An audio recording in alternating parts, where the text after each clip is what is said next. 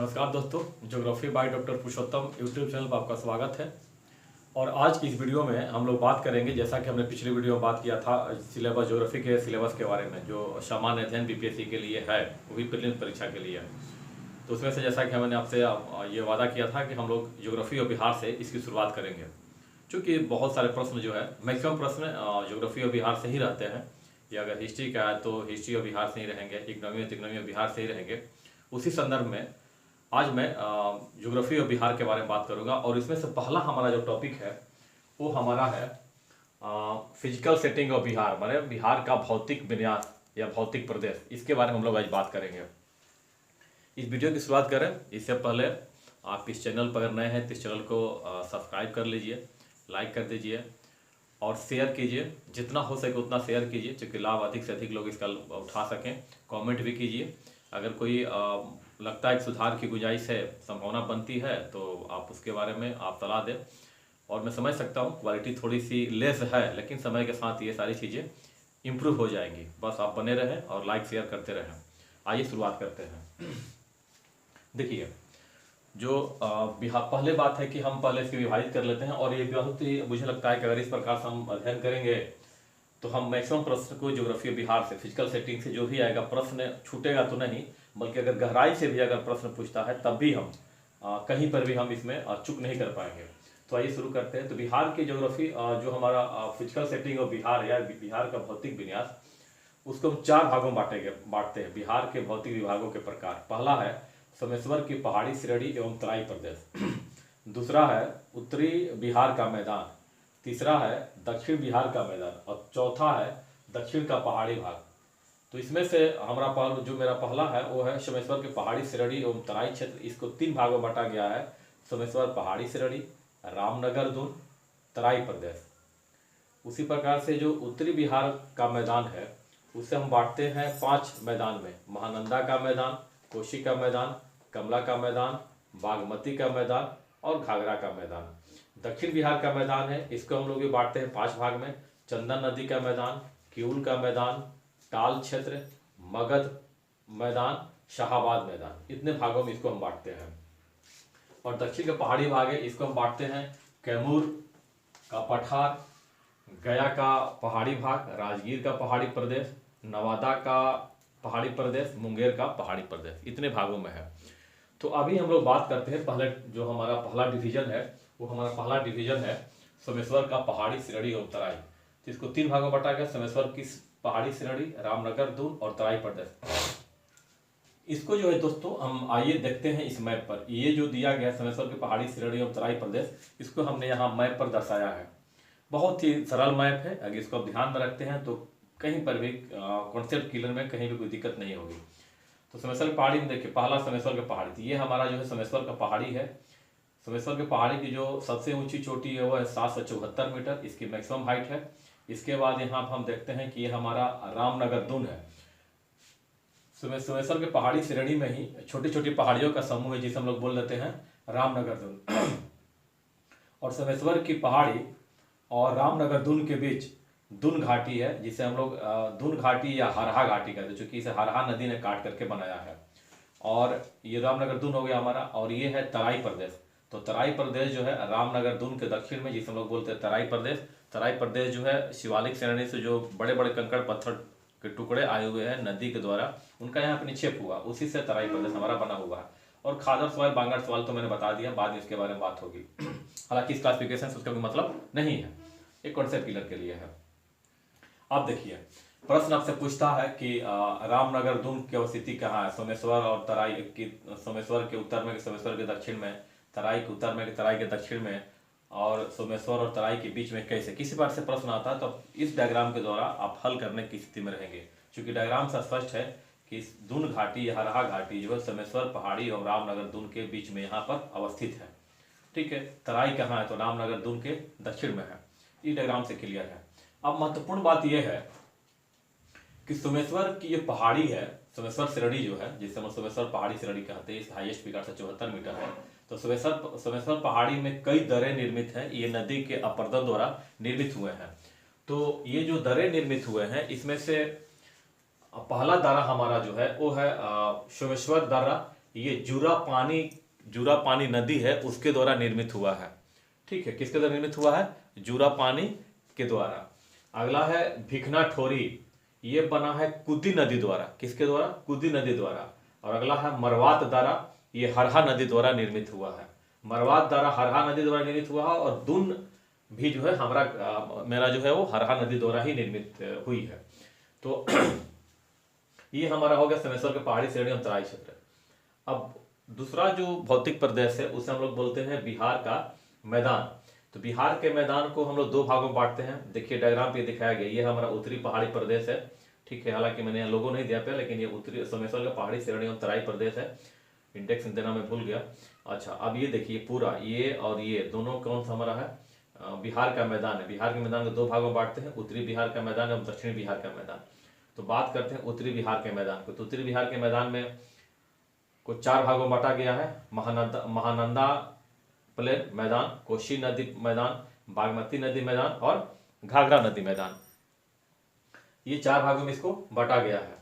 ठीक है, अच्छा एक कमला नदी मैदान भी है, बीच में कोसी के बगल में यहाँ पर कमला नदी का मैदान है। मैं उसको मेंशन कर देता हूँ, कमला नदी मैदान, ये कमला प्लेन है यहाँ पे, कमला रिवर प्लेन। ठीक है, तो आप यहाँ सीक्वेंस ध्यान रखेंगे कि अगर कहीं सीक्वेंस अगर आ जाता है तो सीक्वेंस किस प्रकार से करेंगे। पूरब में हमारा जो है महानंदा का मैदान है, इसके बाद कोसी का, उसके पश्चिम में कमला नदी का मैदान, उसके बाद बागमती का मैदान, उसके बाद घाघरा का मैदान। तो घाघरा का मैदान जो है सर्वाधिक पश्चिम में और सर्वाधिक पूर्व में महानंदा का मैदान है। दक्षिण बिहार के मैदान की बात करते हैं तो दक्षिण बिहार के मैदान में हम बात करते हैं तो इसमें आप देखिए यहाँ पर चंदन नदी का मैदान है, यहाँ पर देखिए चंदन नदी का मैदान, किऊल नदी का मैदान, यहाँ पर ये टाल मैदान है, इसके बाद मगध प्लेन, इसके बाद ये भोजपुर और शाहाबाद प्लेन हो जाएगा। यहाँ पर ये हमारा हो जाएगा शाहाबाद, ये हमारा है शाहाबाद प्लेन। ठीक है, जैसा कि हम जानते हैं कि शाहाबाद में 4 डिस्ट्रिक्ट इंक्लूड होते हैं, भोजपुर, रोहतास, कैमूर और बक्सर। तो सबको मिलाकर के शाहाबाद जिला, पहले प्रारंभिक दिनों में शाहाबाद जिला थे, बाद में समय के साथ इनका कई विभाजन हुआ, तो ये सब क्या हो गया? शाहाबाद प्लेन होगा, उसके मगध होगा। तो इसको भी हम पश्चिम से पूरब या पूरब से पश्चिम इसको हम ध्यान कर लेंगे। टाल ये जो रीजन है, टाल जो है ये गंगा नदी के दक्षिण में, गंगा के जो प्राकृतिक तटबंध है उसके दक्षिण में ये निर्मित हुआ है। ठीक है, अब यह जो है जो टाल हमारा जो प्रदेश है, ये जो हमारा गंगा नदी है, देख रहे गंगा नदी के समानांतर जो है, गंगा नदी में आकर कई नदियाँ मिलती है, मोहना हुआ या फिर किऊल है, फल्गु है, पुनपुन है, खासतौर पर पुनपुन जो है आकर के गंगा में मिलती हैं। और ये नदियाँ समानांतर प्राकृतिक तटबंध के समानांतर प्रवाहित होती हैं। तो यहाँ पर एक प्रकार का वाटर लॉगिंग एरिया बन जाता है गंगा के दक्षिणी किनारे पर, जिसे हम लोग बोल देते हैं टाल प्रदेश। ठीक है, तो ये जो प्राकृतिक, जैसे हमने दिखाया एक्स वाई करके, ये प्राकृतिक तटबंध, ये प्राकृतिक तटबंध हो गया, नेचुरल लेवी, इसी के किनारे यहाँ पर नदियाँ आकर के समानांतर प्रवाहित होती हैं और वाटर लॉगिंग एरिया बनता है, जो कि सीधे जो है सहायक नदी का जल गंगा में नहीं मिल पाता है, तो यह वाटर लॉगिंग एरिया बन जाता है, जिसे हम लोग टाल प्रदेश बोल देते हैं। तो यही हमारा यहाँ से यहाँ तक टाल रीजन है। ठीक है, ये हो गया दक्षिण बिहार के मैदान के बारे में। अब उत्तर बिहार के मैदान और दक्षिण बिहार के मैदान की कुछ विशेषताएं हैं जिसको कि हमें जानना अति आवश्यक है। जैसे उत्तर बिहार के जो पूरा बिहार का जो मैदान है उसकी समुद्र तल से औसत ऊंचाई जो है 75 सेंटीमीटर से कम है। बिहार के मैदान की औसत ऊंचाई समुद्र तल से 75 सेंटीमीटर से कम है। औसत ढाल जो है बिहार के मैदान को 6 सेंटीमीटर प्रति किलोमीटर, समझ सकते हैं कि यहाँ कितना मंद ढाल है, 6 सेंटीमीटर प्रति किलोमीटर है। अब उत्तर बिहार में एक विशेष प्रकार की टोपोग्राफी पाई जाती है जिसे हम लोग चौर, मन या प्रत्यक्त झील या गोखुर झील कहते हैं। इसको चौर, मन या धार भी कहते हैं, धार। ठीक है, आइए देखते हैं क्या है। ये जो है नदी ऐसे प्रवाहित हो रही है और हम जानते हैं कि नदियाँ जो है अपने प्रौढ़ावस्था में और वृद्धावस्था में बलखाती हुई चलती हैं और बलखाती हुई चलते हुए एक मियंडर नुमा विसर्पाकार आकृति बनाती हैं, जिसे हम लोग क्या बोल देते हैं? अब मियंडर या विसर्प बोलते हैं। तो ये विसर्प हुआ। देखिए यहाँ पर ये नदी की घाटी है, इसे प्रवाहित हो रही है, इसमें जल जो है ऐसे आकर के सीधे यहाँ पर इस नदी के इस तट के सहारे जो है ये जो किनारा है वहाँ पर टकराता है और धीरे धीरे यहाँ पर अपरदन करते करते करते कालांतर में 10 15 20 वर्षों 25 वर्षों में जाकर के नदी की धारा जो है आकर के यहाँ मिल जाती है। और जब यहाँ मिल जाती है तो ये भाग अपने आप में अलग हो जाता है, जो कि मैंने यहाँ दिखाया है। तो जो अलग हो जाता है इसी को हम लोग बोल देते हैं प्रत्यक्ष झील या गोखुर झील। इसी को उत्तर बिहार में गोखुर झील भी बोलते हैं, प्रत्यक्ष झील भी बोलते हैं, या इसी को चौर बोलते हैं, या मन कह सकते हैं, या धार कह सकते हैं। ये उत्तर बिहार की खास विशेषता है। उत्तर बिहार के मैदान की दक्षिण बिहार की नदियों में मिलता है, लेकिन इसको दूसरे नाम से जाना जाता है, लेकिन उत्तर बिहार में इनकी बहुलता है। तो देखिए, चौर, मन या धार, कुछ प्रमुख चौर, मन और धार हैं। जैसे कि पश्चिमी चंपारण में कौन है? टेटरिया मन, माधोपुर मन, लखनी, चौर। पश्चिमी चंपारण। पूर्वी चंपारण में है बहादुरपुर, सुंदरपुर, पिपरा मन, सिमरी मन, सरैया मन। ये कहाँ पर है? पूर्वी चंपारण में। ठीक है। अब जैसा कि मैंने बताया था कि गंगा नदी के दक्षिण किनारे पर प्राकृतिक तटबंध के सहारे नदियाँ उसके समानांतर कई किलोमीटर तक यात्रा करने के बाद गंगा में मिलती है। तो यहाँ पर वाटर लॉगिंग एरिया बन जाता है, जिसे हम लोग टाल बोलते हैं। टाल जो है तालाब का अभ्रंश है। टाल मतलब ताल, और ताल जो है तालाब का है, से बना हुआ है। तो ये इसको तालाब नुमा एक प्रदेश बन जाता है, उसी को हम लोग टाल बोलते हैं। तो टाल को जो एरिया बनता है, टाल को पटना में विशेषकर इसको हम लोग बोल देते हैं जल्ला। क्या बोल देते हैं? जल्ला। और लखीसराय और मोकामा में इसको बोल देते हैं बढ़िया टाल, और मोकामा टाल नाम भी है, बढ़िया टाल, मोकामा टाल, ये ठीक है। और ये जो है इसके बाद मोर टाल है और सिंघोल टाल है। तो टाल ही है, जला भी टाल है, बढ़िया टाल तो नाम से लगा है, मोकामा में भी लगा है, मोर में भी, सिंघोल में भी। बस ध्यान रखना है कि जला भी हमारा क्या है, वो टाल ही है, जो पटना जिले में, जो पश्चिमी पटना जिला है उसमें ये अवस्थित है।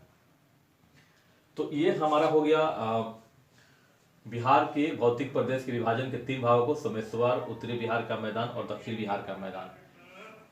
अब मैं बात करूंगा दक्षिण का पहाड़ी भाग के बारे में। तो आइए हम बात करते हैं दक्षिण के पहाड़ी भाग के बारे में।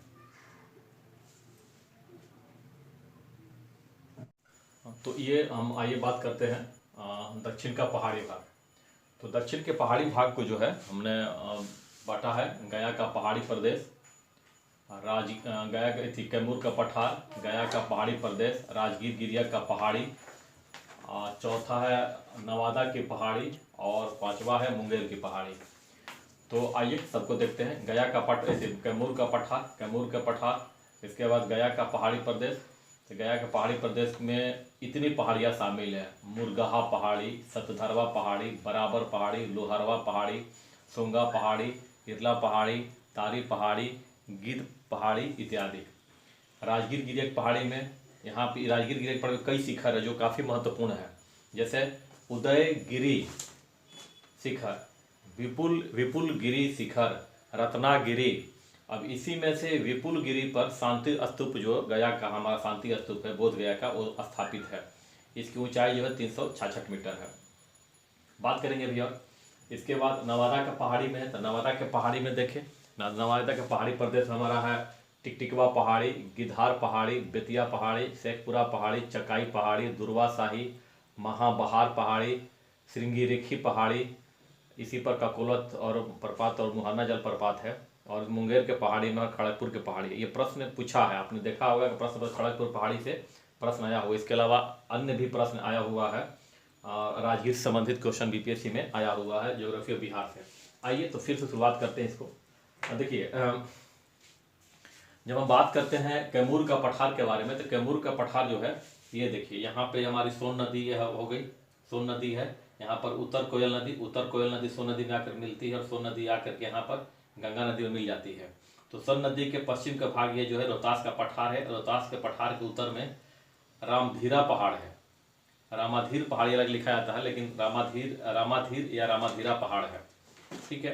रोहतास पठार की जो सबसे ऊंची चोटी है वो है रोहतासगढ़, जिसकी सर्वाधिक ऊंचाई है 495 मीटर। अकबर का किला यहाँ पे यहीं पर अवस्थित है। इसके बाद हम आते हैं रोहतास पठार के बाद, कैमूर पठार के बाद हम आते हैं गया का पहाड़ी प्रदेश। गया के पहाड़ी प्रदेश में जब हम आते हैं तो मुरगहा पहाड़, सतधरवा, ये जो भी बताया मैंने आपके सारा का सारा पहाड़ है। लेकिन गया की एक स्पेशल स्थिति है जो कि आपके प्रश्न में पूछा जा सकता है कभी भी, कि गया देखा होगा कि आपने ठंडे के दिनों में सर्वाधिक ठंड पड़ती है और गर्मी के दिनों में सर्वाधिक गर्मी पड़ती है। तो क्या वजह है? देखिए, ये हमारा गया है। गया के उत्तर ये पहाड़ियाँ जो है तो हैं ही, इसके अलावा गया के चारों तरफ में है। इसके उत्तर में रामशिला पहाड़ी है, पश्चिम में कटारी पहाड़ी है, दक्षिण में ब्रह्मयोनी पहाड़ी है और पूरब में बराबर की पहाड़ी है। इन पहाड़ियों, चूंकि गया चारों तरफ से पहाड़ियों से घिरा हुआ है, ठंडे के दिनों में पहाड़ियाँ पूरी ठंडी हो जाती है तो गया में ठंड बढ़ जाती है, और गर्मी के दिन में इनका तापमान पहाड़ियों का बढ़ जाता है तो इसका इफेक्ट गया पर पड़ता है, जिसके कारण यहाँ तापमान भी सर्वाधिक होता है। बाकी ये सारी पहाड़ियाँ यहाँ पर जो है सो दिखाया हुआ है, इसको देख लीजिए। गया पहाड़ी प्रदेश कहाँ है ये। इसके बाद राजगीर गिरिया के में जैसे हमने बताया, उदयगिरी और विपुलगिरी और रत्नागिरी, इस सर्वाधिक ऊंची चोटी जो है 366 मीटर है। अब बात करते हैं हम यहाँ पे नवादा के पहाड़ी प्रदेश के बारे में। तो जो नवादा के पहाड़ी प्रदेश के बारे में बात करते हैं तो यहाँ पर देखिए टिकटिकवा, गिधार, बेतिया, शेखपुरा, चकाई, दुर्वाशाही, महाबार, सिरंगी रेखी पहाड़ी जो है नवादा में ही है। और नवादा में से जो है सिरंगी रेखी पहाड़ी पर, चूंकि यहाँ पर लोमस ऋषिवर का आश्रम था, कई दुर्वासा ऋषि का आश्रम था, इसीलिए सिरंगी रेखी पहाड़ी को कई नामों से जाना जाता है। और यहीं से जो है ककोला जलप्रपात और मुहन्ना जलप्रपात निकलता है सिरंगी रेखी से, जो कि नवादा में है। और कैमूर के पहाड़ी में जो है, मुंगेर के पहाड़ी में, खड़गपुर के पहाड़ी, प्रश्न इससे आए हुए हैं, आप ध्यान से देखेंगे।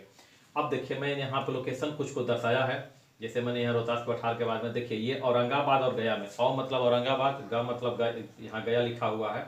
यहाँ पर डुमरिया उच्च भूमि है, तो डुमरिया उच्च भूमि का विस्तार कहाँ पर है? औरंगाबाद और गया में। ये राजगीर के पहाड़ी है। राजगीर पहाड़ी कहाँ है? गया और नवादा में, नालंदा में। गया और नालंदा में कौन सी है?